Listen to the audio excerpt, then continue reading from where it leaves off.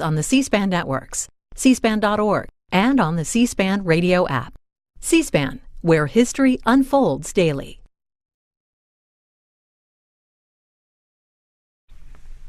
A discussion now on the state of Muslims in America, the presidential campaign, and Obama administration policies.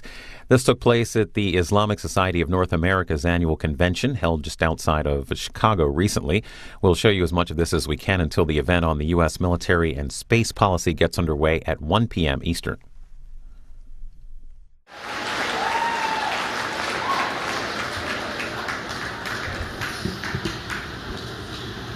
أعوذ بالله السميع العليم من الشيطان الرجيم بسم الله الرحمن الرحيم والصلاة والسلام على أشرف المرسلين سيدنا محمد وعلى آله وصحبه أجمعين ونعوذ بالله من شرور أنفسنا ومن سيئات أعمالنا من يهد الله فهو المهتد ومن يضلل فلن تجد له وليا مرشدا ونشهد أن لا إله إلا الله وحده لا شريك له ونشهد أن محمدا عبده ورسوله أيتها الأخوات أيها الإخوة أحييكم بتحية الإسلام تحية من عند الله مباركة طيبة السلام عليكم ورحمة الله وبركاته.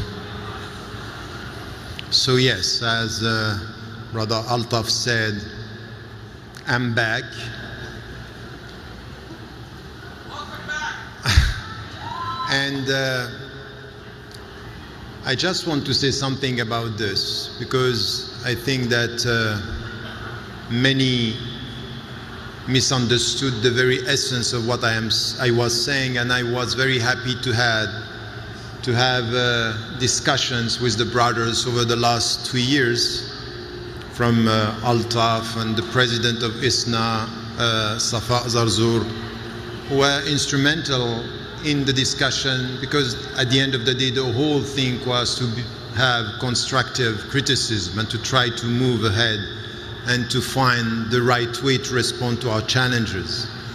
It was not to undermine the legacy and the contribution of ISNA, which I think we all have to acknowledge.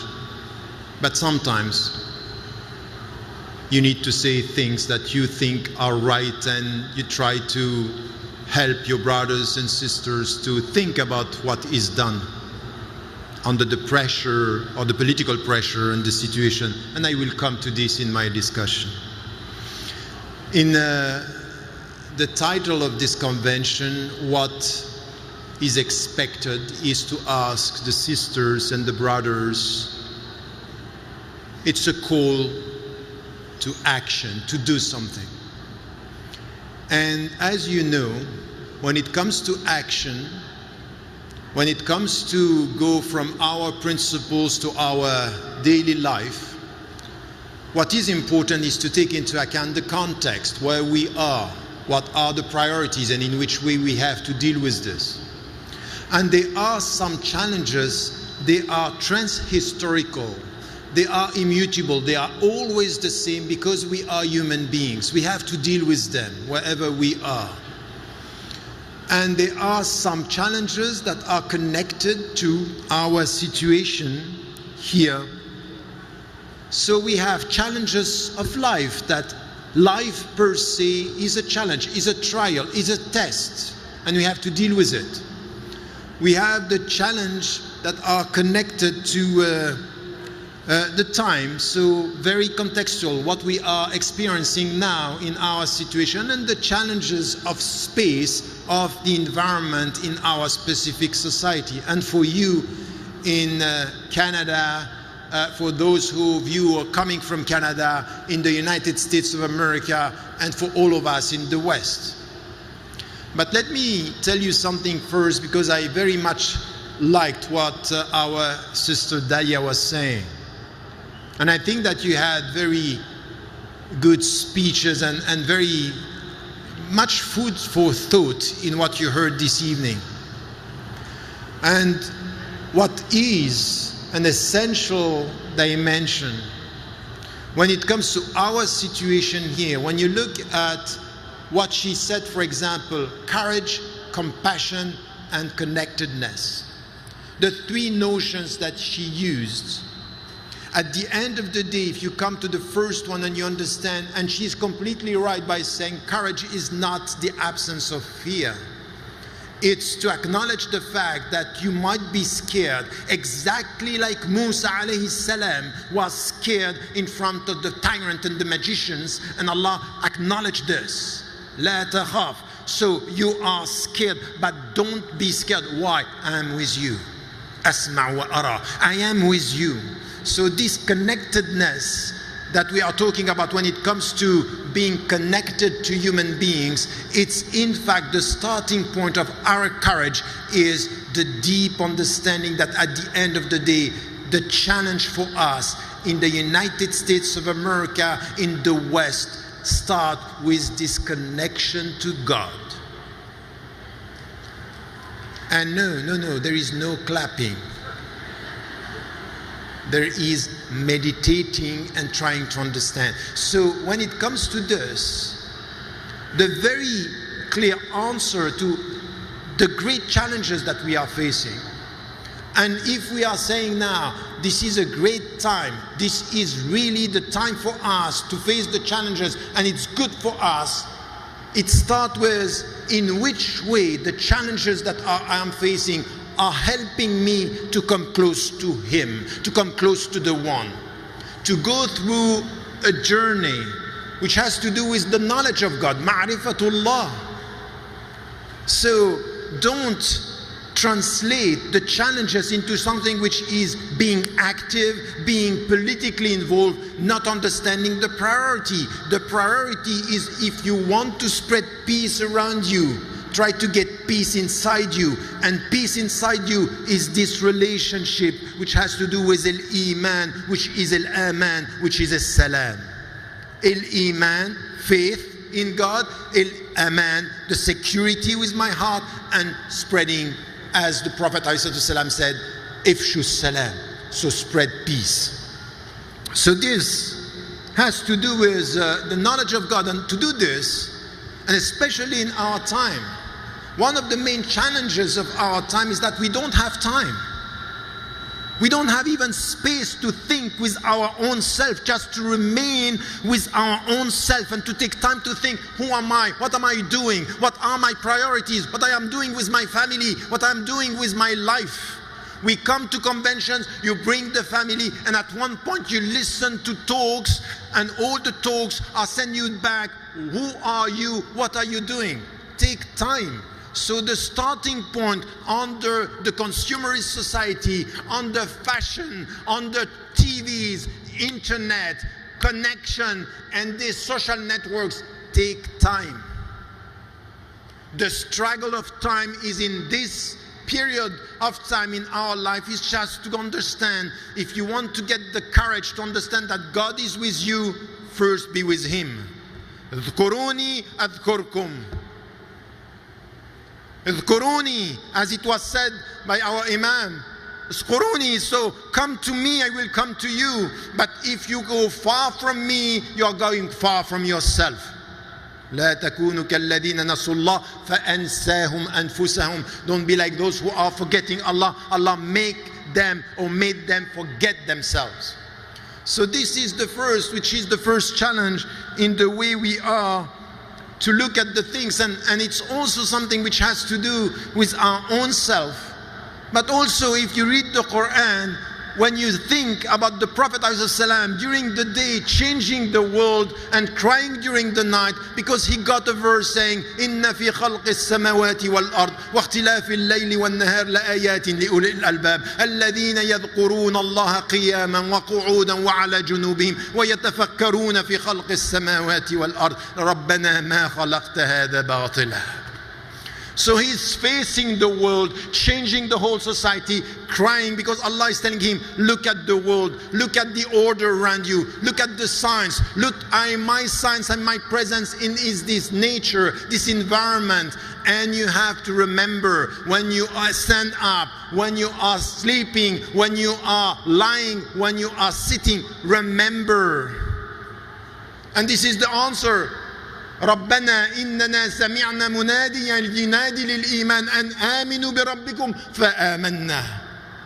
And you say what? Ameen ya Rab. Ameen. Let me be one of those people when I'm standing, when I'm sitting, when I'm lying, when I'm trying to be close to you, because I know at the end of the day, all what was said, I'm not going to succeed if I don't see the signs of your presence around me in this environment. Even with the problems that I have in this society, even if I look at some people who are doing wrong, I need to see in their creation the signs of His presence, even though I see in their behavior the signs of their lust sometimes and their sin sometimes. But I have to come with the creation in order to change the creator. So this is something which is so essential for us when it comes to our understanding as Muslims. So when we are talking about changing, when we are talking about our way of life and the American way of life, you know that the American dream can be a spiritual nightmare. You know that what is sold to you sometimes about having money, being successful in this life, this could be a nightmare. That sometimes you better be a poor guy trying to get the money and close to Allah, that trying to live by the American dream and losing all your values to the point that you want to be respected and accepted by the American society and to live as they live, lost as they are lost. So at one point you have to come with the essential here, the essential dimension. And how are you going to get this? Once again, the first struggle as Muslims, American Muslims, there are principles and there are things that you cannot miss. Your personal education, the time you take for yourself, the time you take for your wife, the time you take for your husband, the time you take for your kids, the time your kids are taking for their parents. All these things are essential in what we are trying to do here. And these are not words. This has to do with the way we deal with our life. And it means that as American Muslims, the spiritual challenge and the spiritual jihad, what we heard from Dr. Sheikh Yasser Qadi, it's important. The jihad of American, this is something that it's everywhere in our life. So this American jihad has to do with spiritual education, has to do with intellectual education, it has to do with a cultural production. All this is part of who we are as Muslims. And for us to be involved in all these fields, as we keep on repeating for years now in science and everywhere, these are challenges that are important. So this is the spiritual message we have to start with. This is where we will get courage, we get means, and we will get what is needed for us to face the challenges of our time. It starts with this spiritual commitment. And be careful, it starts with, but it's not ending with this. So all the people who are telling you, be a spiritual being and that's it, that's enough. No, you are going to be spiritual in the way you are spiritual and in the way you translate this spirituality into the good behavior that is expected from all of us, as the Prophet ﷺ put it. Now, having said that, it means that every one of us, one of the main resistances that we need to promote, it's discipline. And I know that it's a word that we don't like, but discipline with our time. So, how are you dealing with the time when you are reading books, pondering over your own life, taking time with your family, discipline in the way we deal with time, discipline with the way we deal with money, discipline with the way we deal with our fellow citizens in our society. These are principles that are so important. We have to be disciplined. There is no spirituality without discipline. There is no spirituality without being clear with our mind. Be disciplined. Give to every dimension of your being its rights, to your mind, to education, to your body, to a healthy life. Be careful the way you eat, because at the end you are the way you eat. And you have a problem in this society. The American way of life is not a healthy way of eating. It's not a healthy way of drinking. It's not a healthy way of dealing with time, under pressure, stressed, and eating the wrong way. Obesity in this country, it's just a nightmare. So you have to come with something which is a healthy Islamic way based on our ethics. This is one of our challenges as well. Having said that now, I don't want to stop to this. This is the starting dimension. Now, and this is where I was involved in the discussion with ISNA 2 years ago, and with you today. Because, you know, I think that we have to engage with our fellow citizens at every level, and what was said about connectedness, it's essential. We have to be connected to, and we have to get and to reach out to our fellow citizens. What is important now is not only to behave as Muslims when it comes to speak about Islamic issues, it's to speak up as human beings, Muslims, American citizens dealing with common issues in this society. This is our contribution. If we only appear, if we are only visible when we are talking about Islam and Islamophobia and as victims, we are not going to get that. But it means that we have to be involved in this society in all the and connected and dealing with all the issues within this society. And when it comes to this, I think that we should understand that as Muslims, one of the very important, you know, what you are facing now is a psychological war, putting us in a situation where we are reacting and we are victimizing ourselves, and we keep on talking about Islamophobia. Islamophobia, it's a very important challenge if we understand that it's connected to so many other things. It's not only Islamophobia and we react. We need to get the big picture behind it. And when we say this, I think that we need to come to deal with our fellow citizens, but also with our government in a way which should be clear. Look, 2 years ago, when the Muslims were invited to come for iftar celebration at the White House with the President Barack Obama, to go there and to engage with the government, it's a duty. You have to go, you have to speak, you speak with whoever comes to us. We are ready to speak, and we are ready to speak with the highest level of all the governments in the world. But we have conditions to invite during the iftar celebration during Ramadan the ambassador of Israel, while 1,500 civilians were killed.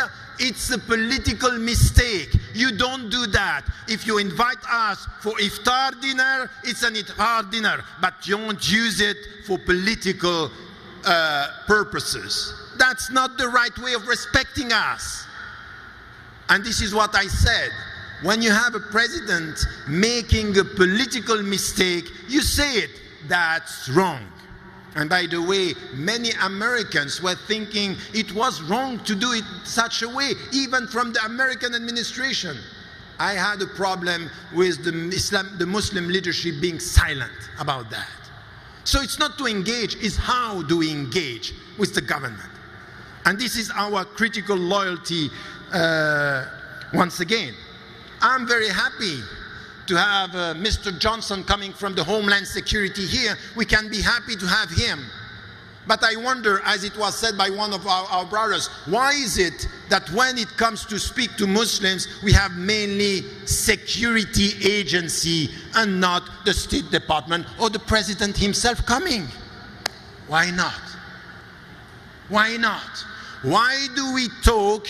You know, it's exactly the same in Switzerland. I was invited as a Swiss Muslims, and I was talking to the guy who was talking about, you know what?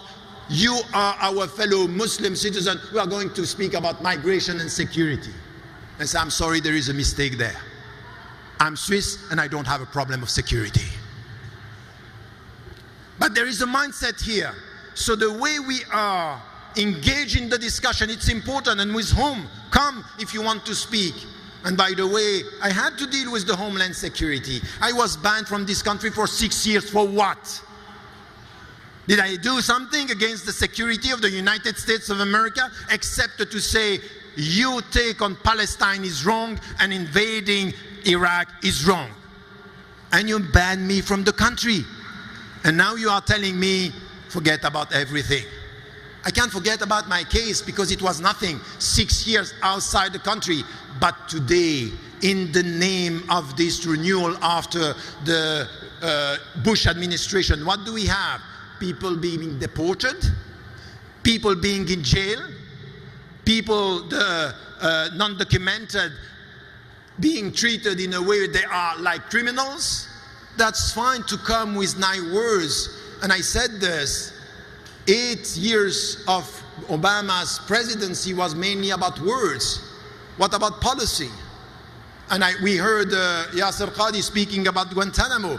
It happened that I had a friend, a brother who was there in Guantanamo, 3 years of his life, and he was innocent. And now we have people 8 years of their life and they are innocent. And you promise to close it. And you promise to stop these drones and all these policies that are spreading violence. And you come to us and you say, we are against radicalization. So I have a question. We are all here listening to nice words coming from the president and coming from even the candidate, Hillary Clinton, saying Trump is wrong. But I have a question.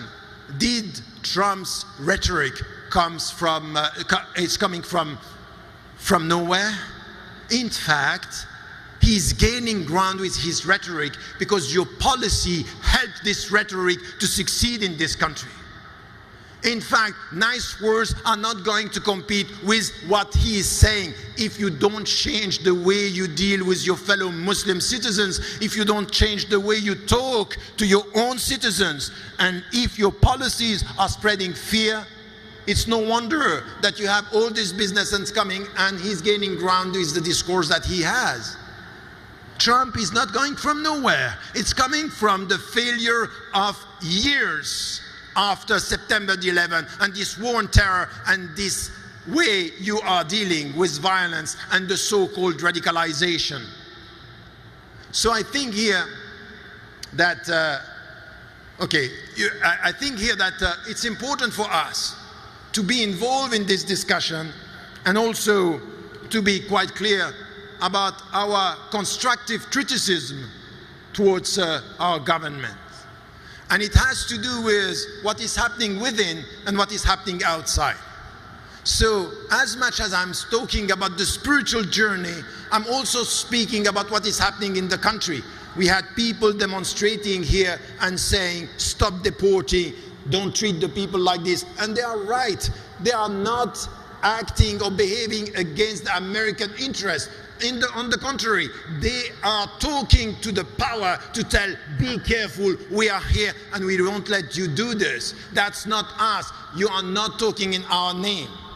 And when it comes to now what we are celebrating, Black Lives Matter, many Muslims now are saying, it's like a fashion. I'm sorry, even in the way today we speak about Muhammad Ali, rahimahullah. Remember one thing, the way we speak about Muhammad Ali as a sportsman, he was boxing, is not exactly the way we are talking about Malcolm X, his mentor. He was thinking. He was coming with a thought. He was coming with a vision. He was saying, you know what? Everything that we have in this country, which has to do with racism, institutionalized racism, is connected to the way you treat the Africans, to the way you treat the Palestinians, to the way you treat the world. In fact, the logic within is the logic outside. And if you don't get that, so kill me. And he knew. He wrote this to my father few days before he was going to be killed.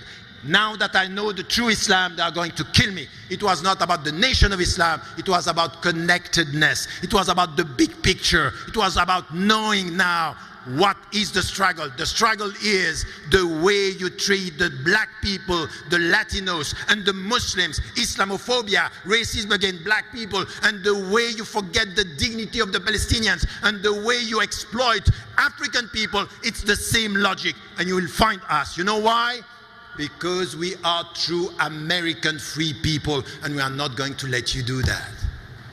That's the reality of it. It means it means the big picture.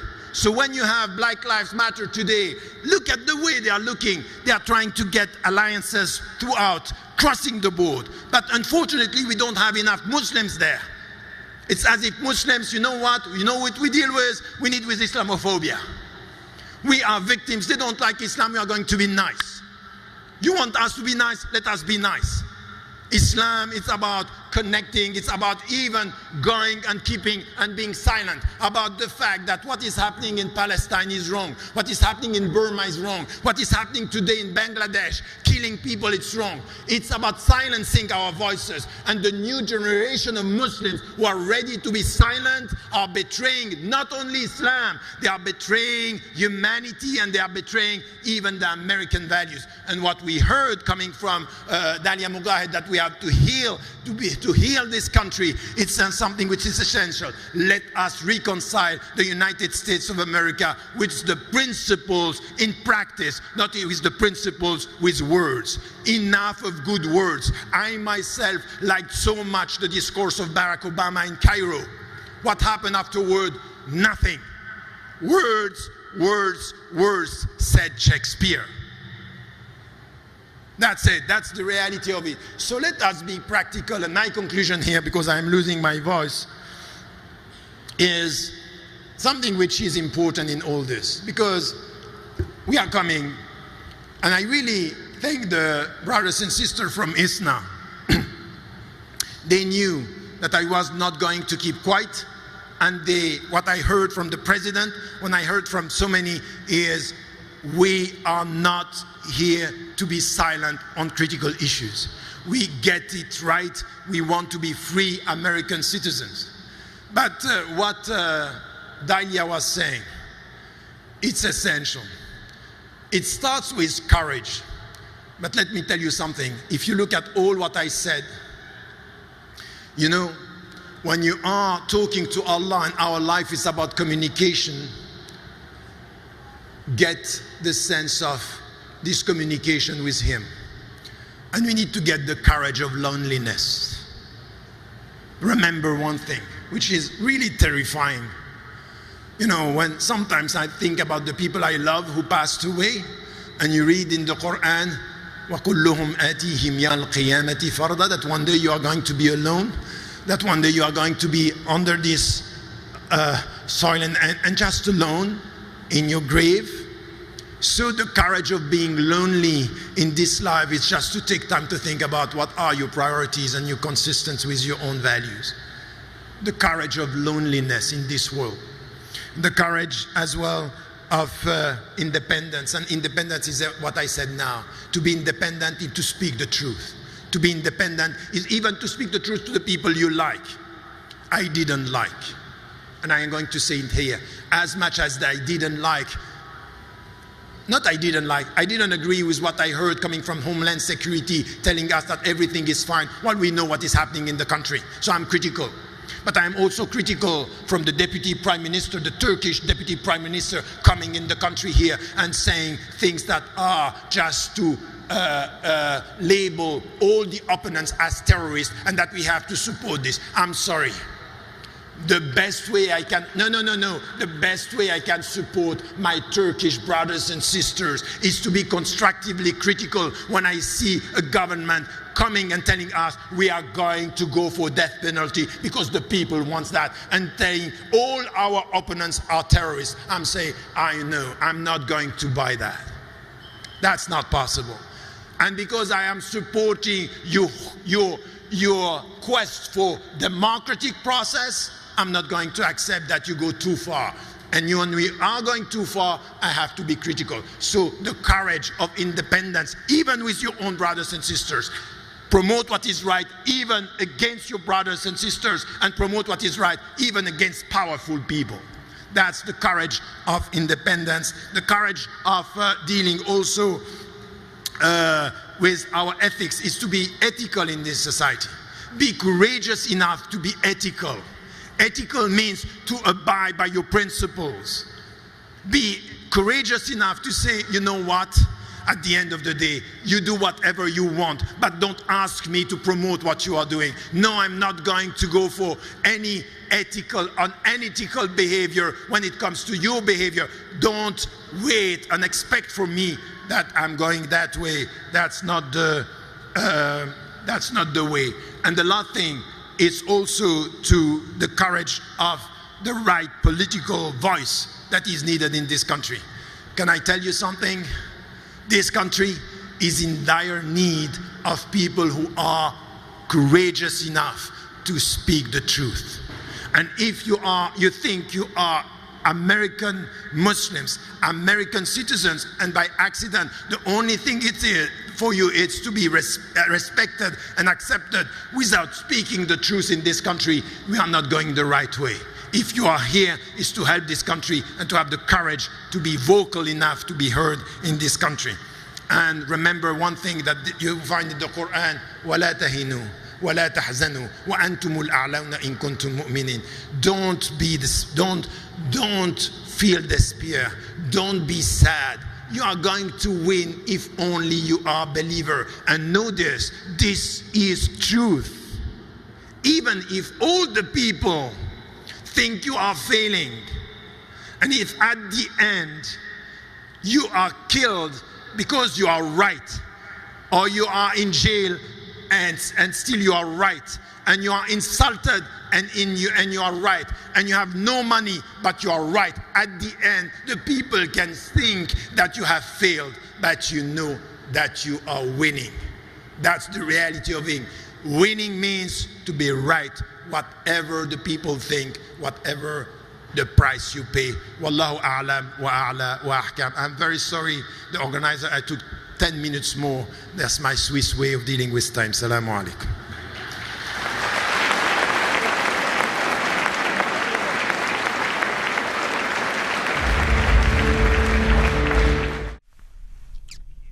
Well, coming up in about an hour, we'll bring you that